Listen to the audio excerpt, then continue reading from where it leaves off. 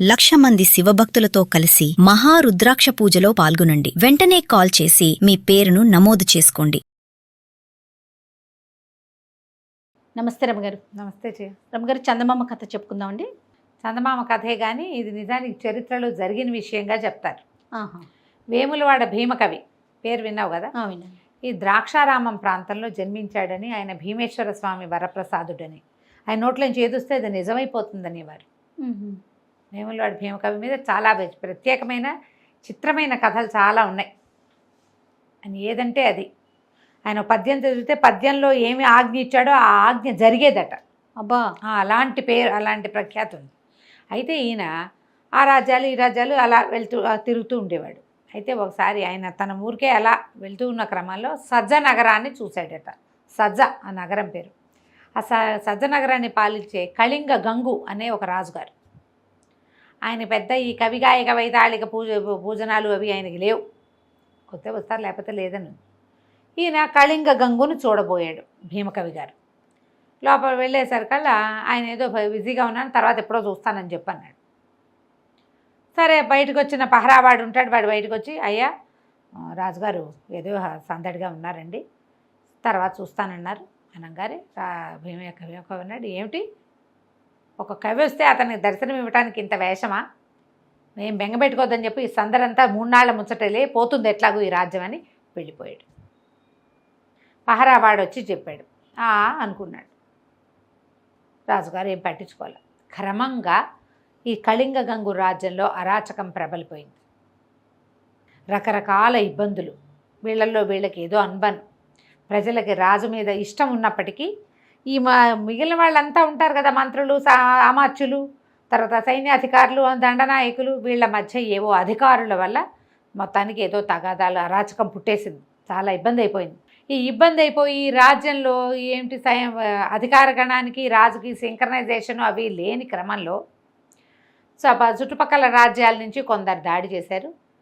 కళింగ గంగు రాజ్యం కాస్తా పోయింది. అయితే ఈయన ప్రాణాలతోటి తప్పించుకున్నాడు. ఏం చేశాడు, భార్య పిల్లల్ని కూడా తప్పించేశాడు. గంగు చాలా సమర్థుడైన రాజు, నిజానికి శౌర్యవంతుడే. భార్యని పిల్లల్ని తప్పించేసి వాళ్ళని అత్తవారింట్లోకి ప్రవేశపెట్టేశాడు, అత్తారింటి పంపేశాడు. పంపేసి ఆయన దేశంలో పడి తిరగటం మొదలుపెట్టాడు. ఏం చేస్తాడు? రాజ్యంలో అధికారులు ఎవరు తన మీద ఆసక్తి ఉన్న వాళ్ళు కాదు. ఏదో గొడవ వచ్చేసింది వాళ్ళల్లో వాళ్ళకి. అయితే ఈ తిరుగుతూ తిరుగుతూ ఏం చేసేవాడు, ఒక సత్రం భోజనం మఠం నిద్రలాగా చేస్తూ ఉండేవాడు. సత్రాలు కొన్ని అతను పెట్టిన సత్రాలు కూడా ఉన్నాయి. తను గంగు అనే విషయం తెలియనివ్వకుండా మారు వేషంతో తిరిగేవాడు. ఏదైనా ఊళ్ళోకి నడిచిపోయి అక్కడ ఉన్న సత్రంలో ఆ భోజనం చేసి 2 పూటలు ఉంటానని, అక్కడేం డబ్బులు ఇవ్వక్కర్లా, ఫ్రీ భోజనం, ఏం పెడితే అది తినాలి. ఫ్రీ భోజనాల్లో కొంతమంది ఫ్రీ భోజనం చేసినా ఈ వెళ్ళేటప్పుడు ఆ ఫ్రీ భోజనం రాజుగారు ఇచ్చే డబ్బుకి తమ డబ్బు కూడా తోడవల్లే పావలా 10 పైసలు ఏదైనా ఇచ్చేవాళ్ళు. వ్యాపారస్తులు అయితే ఓ బస్తా బియ్యం దించి, ఓ బస్తా జొన్నలు దించి చేసేవాళ్ళు. లేనివాడు లేదు, పేదవాడు తినేసేవాడు. పేదవాళ్ళు తినేవాళ్ళు సత్రాల్లో. యాత్రికులు కూడా సత్రాల్లో యాత్రికుల కోసమే ఉండేవి, డబ్బు నియమం కాదు అక్కడ. ఈయనట సత్రాల్లో తింటూ ఉండేవాడు. అయితే ఒకనాడు ఏమైంది, ఓ ఊరు నుంచి రెండో ఊరు సత్రం కోసం వెళ్తున్నాడు భోజనం కోసం. బురద బాగా, చీకట్లో ఈయన దభేల్మని ఒక గోతులో పడ్డాడు. పడేసరికల్లా గట్టిగా ఏమనుకున్నాడు, అయ్యో సామ్రాజ్యాన్ని వెళ్ళిన మహారాజుకి కాలు దివిటి కూడా లేని దిక్కుమాలి బతికైపోయింది కదా, ఇట్టాడి బతుకొచ్చింది. కాలు దివిటి అంటే నడకకి ఒక దివిటి పుచ్చుకుని నడిస్తే కింద ఏముందో కనపడుతుంది, అంతేగా. కాలు దివిటి కూడా లేదు నాకు అనుకునేసరికల్లా ఆ వర్షపు రోజున ఒక చెట్టు కింద నిలబడి ఉన్నాడు ఒక ఆయన. ఎవరబ్బాయి నువ్వు అని కేకేశాడు.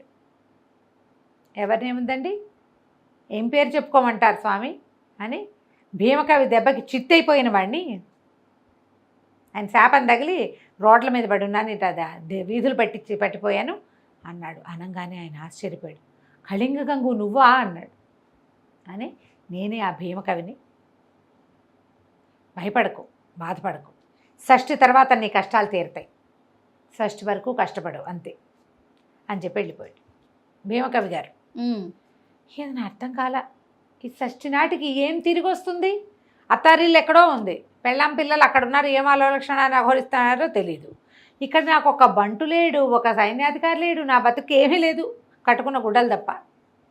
నేను చేయగలిగేదేముంది, చూద్దాం షష్ఠి నాటి కోసం వెయిట్ చేయటం మొదలుపెట్టాడు. అటా తిరుగుతూ రోజులు మారుతూ ఆయన సజ్జనగరపు పొలిమేరలలోకి చేరాడు. అక్కడ ఇతను వెళ్ళేసరికల్లా ఏమైంది, ఏదో సత్రంలో అన్నం తిని అటు వాకిటి వైపుకి తిరుగుతుంటే ఒక నాటకాల బృందం వాళ్ళు మాట్లాడుకుంటున్నారు. ఒరే అన్నీ కుదిరినాయిరా, ఒక రాజు వేషగాడ కుదరలేదు అని మాట్లాడుతుంటే సరే ఏమిటి అని అడిగేసరికల్లా వాళ్ళు ఏమన్నారు, అయ్యా మరి కళింగ గంగు మా రాజ్యానికి రాజు. రిక్కిపడ్డాడు, ఏమిటి నేను సజ్జలో ఉన్నానా అని. సజ్జలోనే ఉన్నాడు. మా రాజు చాలా ప్రతిష్ట కలిగిన వాడు, ఎంతో గొప్పవాడు, రాజాభ్రష్టుడైపోయాడు. కొత్త రాజుగారు వచ్చారండి. ఆయన చేసిన రకరకాల పనులు, ఆయన సాహస కార్యాలు అవన్నీ కలిసి వరసలుగా పాటలుగా కట్టామండి. మరి ఇవాళ మా నాటకాన్ని చూడడానికి ప్రస్తుత నగరానికి సజ్జనగరానికి రాజుగా ఉన్న ఆయన కూడా వస్తాడు. పాత రాజుగారి ప్రతిభ తెలుసుకోవడానికి సరదాగా ఉంది ఆయనకి. మరేమో అందరు అన్ని వేషాలు కుదిరినాయండి. మంత్రి, సామంతులు, సైన్యాధిపతి వేషాలు. రాజు వేషం వేసేవాడు నిన్న రాత్రి ఎవరినో తీసుకుని చక్కపోయాడు. రాజు వేషం లేడండి అనేసరికల్లా వాళ్ళ ఇతను అన్నాడు, గంగు నేను వేస్తాను వేషం, నాకు సరదాయే, నాకేం డబ్బులు అక్కర్లా, ఊరికే మీతో పాటు అన్నం పెట్టండి చాలు నాకు. కాకపోతే ఒకటి, కత్తి గుర్రం లేకపోతే వేయను. నాకు గుర్రం కావాలి, కత్తి కావాలంటే వీళ్ళన్నారు. అదెంత భాగ్యం అండి. మహారాజు వేషానికి ఎలాగూ గుర్రము ఉంటుంది, కత్తి ఉంటుంది. మంచి బ్రహ్మాండమైన కత్తి తెప్పించాం. గంగు దగ్గర ప్రత్యేకమైన కత్తి ఉంది, అలాంటిదే చేయించాం మేము ఒకటి. కత్తి మామూలు కత్తి అనుకుంటే దానికి ఒక వర ఉంది, రత్నాల వర. అట్లా అటువంటిదే మేము మామూలు రాళ్లతోటి చేయించాం, రంగురాళ్లతోటి. వేషం బాగా కనపడాలి కదా గంగు, ఎందుకంటే ప్రజలందరికీ గంగు తెలుసు. కళింగ గంగుని గుర్తుపడతారు జనం. ఆయన ప్రజల్లో తిరిగే మనిషి, ఇంట్లో ఉండే రాజు కాదు ఆయన. సేమ్ అట్టా గంగులాగా కనపడాలి. కాబట్టి మేము అవన్నీ రెడీ చేసాం, నువ్వు చేరమన్నారు. సరే, రాజుగా తను చేయాల్సిన పాట, తను పాటలు పాడడం, తను ఏం డ్యాన్స్ చేయాలో అన్నీ నేర్చుకున్నాడు. ఆ పాత్రకు సరిపడా అవన్నీ ఆయన రాసిచ్చాడు. ఆ రాత్రికి అన్నం తిని అవన్నీ రాసి ఇచ్చిన కాగితం అంతా చదువుకుని రెడీ అయిపోయాడు. మర్నాడు మొత్తం అప్పచెప్పాడు. అందరూ ఆశ్చర్యపోయారు, అబ్బాయి మంచి నటకుడుగా ఉన్నాడు, ఈయన్నే పెట్టుకుందాం ఇక రాజుగా అనుకున్నారు. సాయంకాలం అయ్యేసరికల్లా మంచి బ్రహ్మాండంగా తెరలు ఏర్పాటు చేశారు. పెద్ద ఎత్తుగా గట్టి ఏర్పరిచారు తెరలు. కళింగ గంగుని గురించిన నాటకం మొదలైంది. రాత్రికి బాగా కథలు ఎక్కేసరికి రాజుగారు కూడా వచ్చాడు. పెద్ద పట్టుబాలీసులు వేసి ఆయనకి ఏవో టిఫిన్లు అవి ఇవి వడ్డిచ్చారు. తర్వాత తాంబూలం ఇచ్చారు. ఈయన తాంబూలం నవ్వులుతూ బాలీసులను హాయిగా ఆనుకుని రాజుగారు చూస్తున్నాడు. సరే, ముందు కథ అంతా నడిచింది. కళింగ గంగు, నా అన్న, తాత, మా అమ్మ వాళ్ళు ఎలాంటి వాళ్ళు, రాజ్యం ఎలా వచ్చింది గంగుకి, గంగు పెళ్ళేలా అయింది, తర్వాత గంగు ఏం చేశాడు అనగానే గంగుని ప్రవేశపెట్టారు.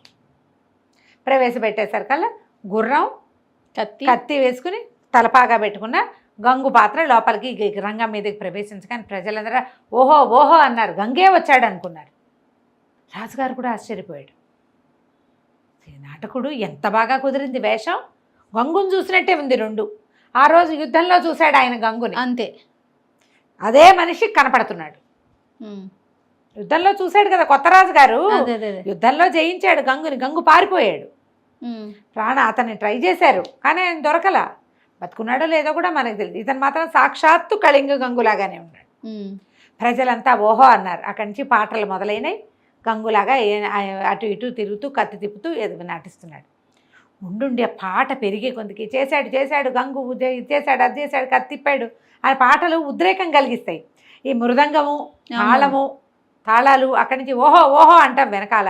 ఈయనకు ఒక్క ఉద్రేకాల్లో ఈ గంగు ఏం చేశాడు, కత్తి దూసి గుర్రంతో సహా ఒక్క దూకాడు స్టేజ్ మీద నుంచి రాజుగారి దగ్గరికి. దూకటం ఏమిటి, కత్తి దూసి రాజుగారి మెడ ఎగరగొట్టేశాడు. చేద్దామనుకోలా, అదే ఉద్రేకంతో అక్కడికి ఆ పాటలు అవన్నీ వినేసరికి మనకి మ్యూజిక్ వల్ల ఏమంటారు మన దాన్ని, బ్యాక్గ్రౌండ్ స్కోర్, అంతేనా, దాంతో ఒక ఉద్రేకం వచ్చేసింది. అవును, వచ్చి ఒకటే దూకు. సచ్చినాటి రాత్రి ఇది. ఒక్క దూకుతో ఆ గుర్రం, పైగా ఎన్నేళ్ళు ఆ గుర్రాల మీద తిరిగాడు ఆయన. మామూలు నటకుడైతే అంత దూకలేడు. వీళ్ళు కూడా నమ్మారు ఇతనేనని, మామూలు నటకుడేనని నమ్మారు. దూకేసి రాజుగారిని పొడి చేశారు కల్లా ప్రజలంతా హాహాకారాలు చేశారు, అంగరక్షకులు ఆశ్చర్యపోయారు. కానీ ప్రజలు మాత్రం కళింగ గంగకి జయ జయ అని అరిచారు. అర్థమైపోయింది. వాళ్ళకి అర్థమైంది ఇప్పుడు రాజు చచ్చిపోయాక ఇంక వీళ్ళేమంటారు, నుంచున్నవాడు సాక్షాత్తు పాతరాజు అంతే. అక్కడి నుంచి ఆయన తాలూకు అంగరక్షకులు కొంతమంది ఉన్నారు, కొంతమంది కళింగ గంగుకి జై అన్నారు. వాళ్ళు కూడా పాత అంగరక్షకులు మంత్రి వాళ్ళంతా పరిగెత్తుకొచ్చారు. రాజు చనిపోవటం లేదా పారిపోవటమే యుద్ధానికి విజయమైంది, అదే లెక్క. చచ్చిపోయాడు, ఇంకేమిది గంగు మళ్ళీ రాజు అయ్యాడు. సప్తమి నాటి పొద్దున అష్టమి షష్ఠి వెళ్ళిపోయింది. సప్తమి నాటి పొద్దున గంగు తనకి సింహాసనం మీద కూర్చున్నాడు. వేములవాడ భీమకవి గారి మాట అట్లా సత్యమైంది. ఆ తర్వాత ఎప్పుడూ కవిగాయక వైతాళికుల్ని ఏనాడు గంగు అవమానించలే, కవి పోషకుడుగా అయ్యాడనమాట. తర్వాత ఎన్నిసార్లు భీమకవి సజ్జనగరంలో విడిది చేసి గంగుతోటి మాట్లాడుతూ ఉండేవాడట. కథ కంచికి మనం ఇంటికి. నమస్తే. నమస్తే.